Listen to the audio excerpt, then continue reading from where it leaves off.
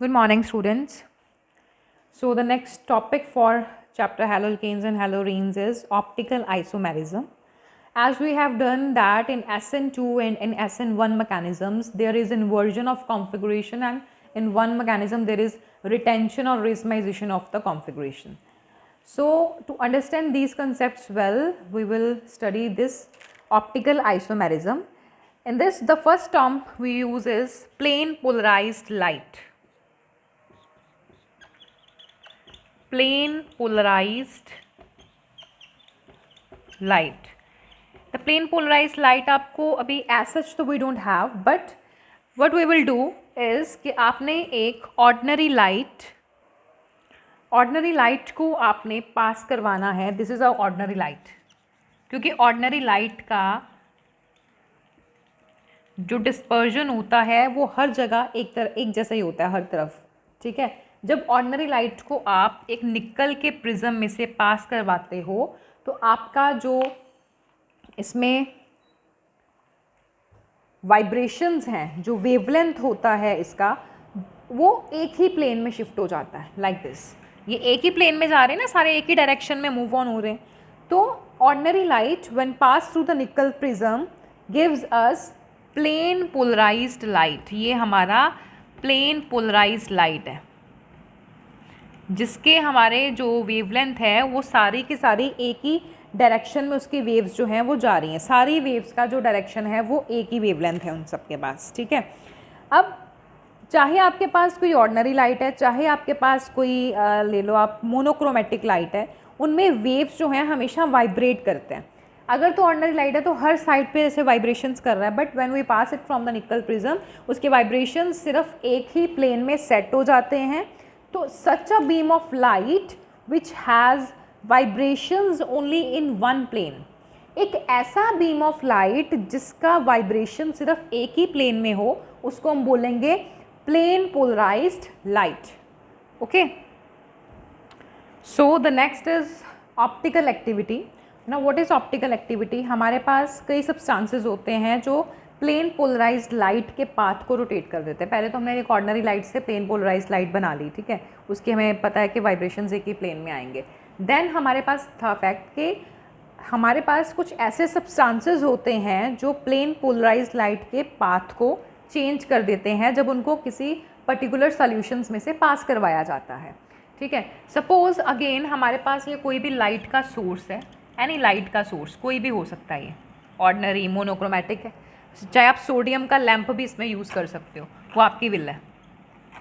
ठीक है, sodium lamp you can also use over here. Then उसने हमें एक अनपोलराइज्ड लाइट दिया. This is my unpolarised light जो हर डायरेक्शन में जा रहा है.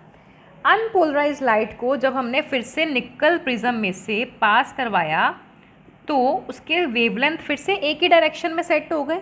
The arrow you can even आप एक तरफ भी लगा सकते हो, कोई कंपल्शन नहीं, दोनों तरफ लगाना है हम लोगों ने. तो उसके डायमेंशंस फिर से ऐसे हो गए. ठीक है, देन हमने अपना ये जो प्लेन पोलराइज्ड लाइट था, इस प्लेन पोलराइज्ड लाइट को मैंने पोलैरीमीटर, इसको पोलैरीमीटर बोलते हैं, पोलैरीमीटर में से पास करवाया. इस पोलैरीमीटर में हम कोई ना कोई रिस्पेक्टिव सोल्यूशन लेके चलते हैं और यही सोल्यूशन जो है रिस्पॉन्सिबल होता है for the movement of our plane polarised light. इस सोल्यूशन का नेचर ही डिसाइड करेगा दैट कि आपका जो प्लेन था पोलराइज्ड लाइट का, ये आपका किस तरफ शिफ्ट होना है. जैसे अभी तो मैंने प्लेन को राइट साइड पे शिफ्ट कर दिया. ठीक है, ये प्लेन शिफ्ट हो गया टुवर्ड्स राइट, मतलब राइट की तरफ शिफ्ट हो गया है. तो ये डेक्स्ट्रो रोटेटरी है, डेक्स्ट्रो रोटेटरी.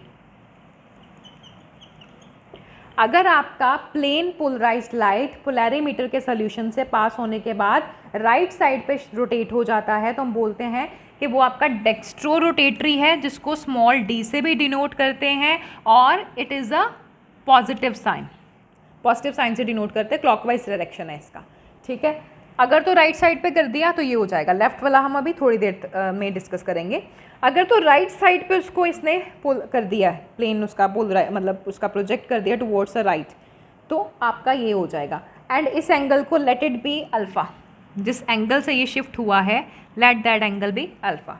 देन यहाँ पे हमने एक मूवेबल, ये मेरा मूवेबल प्रिज्म है निकल का बना हुआ, इसको हम आगे पीछे कर सकते हैं जस्ट टू चेक। हम जैसे हम क्लैरिटी करते हैं ना, माइक्रोस्कोप में यूज़ करते हैं आप लोग फाइन जो इमेज है उसको देखने के लिए, सेम चीज़ है ये। मूवेबल हमारा निकल का प्रिज्म है, ये एज अ एनालाइज़र काम करता है, एनालाइज करेगा कि आपका जो यहाँ पे लाइट जो है डेक्स्ट्रोरोटेटरी मूवमेंट कर रहा है तो कितने एंगल का करा है, आपको हेल्प करेगा ये प्रिडिक्ट करने में।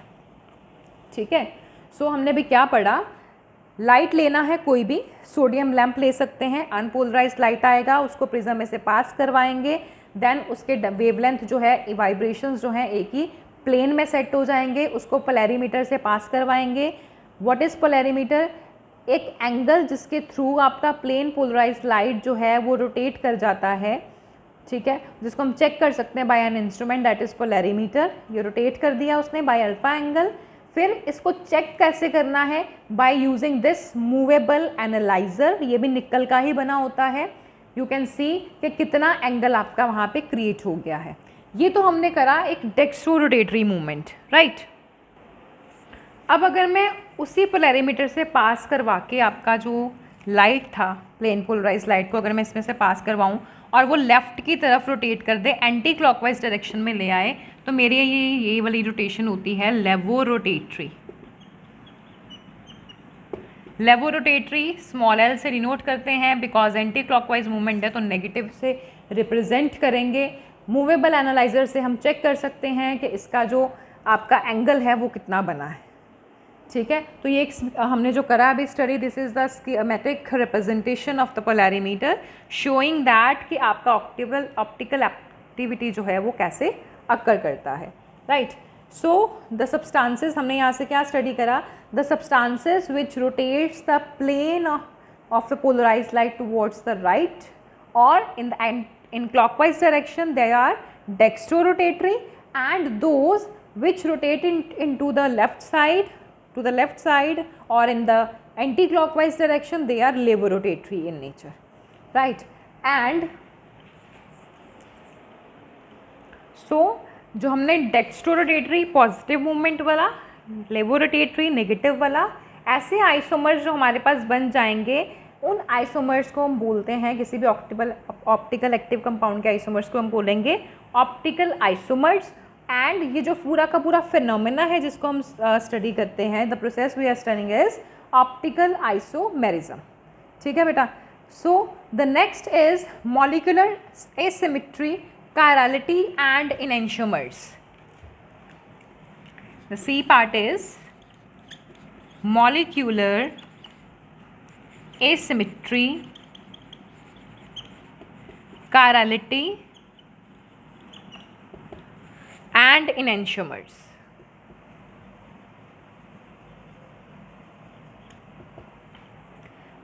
The three terms are interrelated. How they are interrelated, beta? In 1848 Louis Pasteur ने ना substances like sodium ammonium tartrate के को क्रिस्टल्स को स्टडी करा, and then he come to know that कि उसके दो फॉर्म्स होते हैं जो दोनों ही एक दूसरे के मिरर इमेजेस हैं। Then he come to know that कि हमारे पास काफ़ी ऐसे सारे कंपाउंड्स आते हैं जो एक दूसरे जिन, जैसे हम बोलते हैं ना एक किसी भी एलिमेंट के आइसोटोप्स एग्जिस्ट कर रहे हैं, इन द सेम मैनर इनके भी एलोट्रॉप्स होते हैं, इनके अपने फॉर्म्स होते हैं जो अलग अलग शो करते हैं, मिरर इमेजेस होते हैं एक दूसरे के। तो then he called the term asymmetry. तो कोई भी मॉलिक्यूल, हम किसी भी मॉलिक्यूल को कैसे बोलेंगे कि इसके पास मॉलिक्यूलर एसिमेट्री है। सो the next is what is molecular asymmetry? A molecule which contains asymmetric carbon lakhs all elements of symmetry. एक ऐसा मॉलिक्यूल जिसमें आपके पास एसिमेट्रिक कार्बन हो, लाइक उसमें आपका जो ऐसा कार्बन जिसके चारों तरफ अलग अलग ग्रुप्स लगे हैं, ए बी सी और डी, जिसके दो भी ग्रुप्स जो हैं वो सेम नहीं हैं, उस कार्बन को हम लोग बोल देते हैं this carbon is having lack of symmetry. तो अगर किसी भी कार्बन के पास लैक ऑफ एलिमेंट है सिमेट्री का, तो उसको बोलेंगे कि उसके पास क्या है, मॉलिक्यूलर एसिमेट्री है, ठीक है। एंड व्हाट इज़ कायरलिटी क्या होता है? कायरलिटी एक ऐसी चीज़ है जो कार्बन शो करता है, या कोई ऐसे सब हमारे पास ऑब्जेक्ट्स और ऐसे कंपाउंड शो करते हैं जिनके mirror images non super impossible होते हैं एक दूसरे के ऊपर, ठीक है। The objects which are non super impossible on their mirror images, ऐसे ऑब्जेक्ट्स जो अपने ही मिरर इमेजेस पे नॉन सुपर इम्पोजिबल हों उनको हम बोलेंगे दे आर कायरल। एंड ये एग्जाम्पल्स इसकी आपको मिल जाएंगी डेली रूटीन में काफ़ी सारे। अगर आपको नॉन सुपर इम्पोजिबल देखना है तो आपके हैंड्स को देख सकते हो, you can see your feet, ठीक है, and even the gloves. Plus if you want to see about the superimposable तो आप ग्लास टम्बलर ले सकते हैं, we can take sapphire, we can take buttons. तो these are the examples for superimposable images. जो चीज़ non, आपने इनको रिलेट कैसे करना है, the things which are chiral वो हमेशा आपके पास कौन सी रहेंगे, कायरल ऑब्जेक्ट्स का मतलब है they are non super imposable mirror images. And if you are talking about achiral तो ए कायरल आपके पास आ जाएगा, तो ए कायरल में आपके पास आ जाएगा superimposable images, super imposable mirror images, right.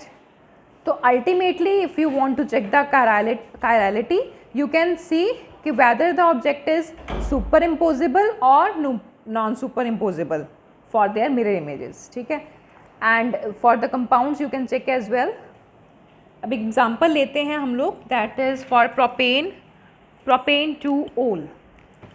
propane 2-ol हमने चेक करना है कि वो एक कायरल कैसे है।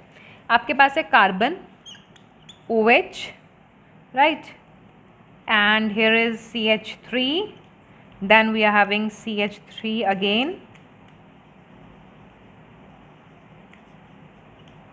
and then there is hydrogen। इसका जो मिरर इमेज बनेगा that will be OH, carbon,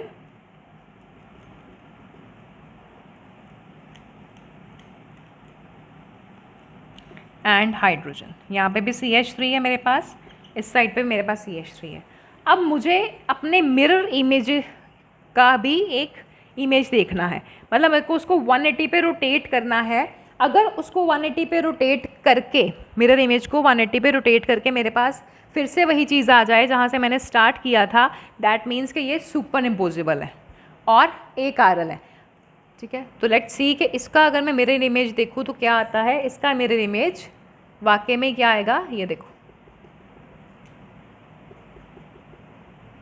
यहाँ पे CH3 again we are having CH3H and OH। तो A, B and C, अगर इन तीनों में हम लोग देखें तो C is the mirror image for B, but ये सुपर इम्पोजिबल है इसके ऊपर। और हमने यही चीज़ अभी बेटा स्टडी करा है कि अगर आपका मिरर इमेज जो है उसका भी मिरर इमेजेस जो हैं वो आपका स्टार्टिंग वाला जो स्टार्टर मॉलिक्यूल है उसके ऊपर सुपर इम्पोज करता है, तो ये आपका कौन सा हो गया molecule, that molecule is achiral. और ए कायरल मॉलिक्यूल जो हैं they are generally super impossible, right. So in the next example again we are यहाँ पे हमारे पास we are having butane 2-ol। butane 2-ol लिखा मैंने यहाँ पे CH3 C2H5 एक तरफ H है और एक तरफ OH है। इसका जो मिरर इमेज है लाइक ABC पहले ले लिया, late it B D, E and F। तो D जो है इसका मिरर इमेज हो गया E, एंड E को जब मैंने 180 पे रोटेट करा देन मेरे पास आ गया F। और जब मैंने F को सुपर इम्पोज करवा के देखा D के ऊपर तो वो सुपर इम्पोज नहीं हो रहा है। अगर ये इसके ऊपर सुपर इम्पोज नहीं होता है दैट मीन्स कि हमारे पास जो मॉलिक्यूल था ब्यूटेन 2-ol का, this molecule is chiral plus non super imposable asymmetric molecule है। जो अपने मिरर इमेजेस को, जो अपने ही मिरर इमेज के ऊपर क्या नहीं हो रहा है, सुपर इम्पोज नहीं हो रहा है। ठीक है बेटा। So up to this we have to done. Next we are left with enantiomers and racemic mixtures that we will do in the next lecture. Till then, prepare your notes and start doing NCERT questions in text also.